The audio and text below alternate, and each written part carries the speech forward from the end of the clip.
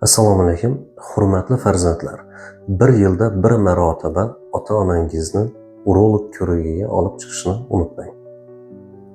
Sababi 60 yoshdan keyin urologik kasalliklar rivojlanish ehtimolligi yuqori hisoblanib, ota-onalarimiz urologik kasalliklarning belgilarini farzandlarga aytishga uyalishadi yoki tortinishadi. Masalan, otalarimizda dizuriya, nikturiya, pallakuriya, poliuriya yoki jinsiy aloqadagi muammolarni bular siyishga tez borish, kechasi ko'p siyishga turish yoki siyganda og'riqlar bo'lishini aytishga uyalishadi.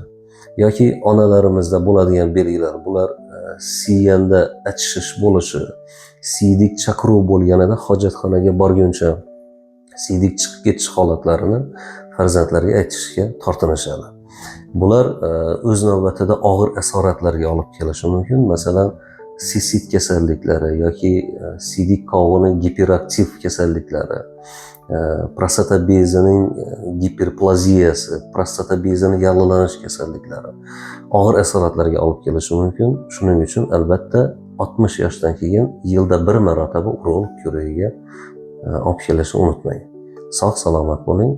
Uramax Med Center bizning vazifamiz va bizning maqsadimiz sizning sog'ligingiz.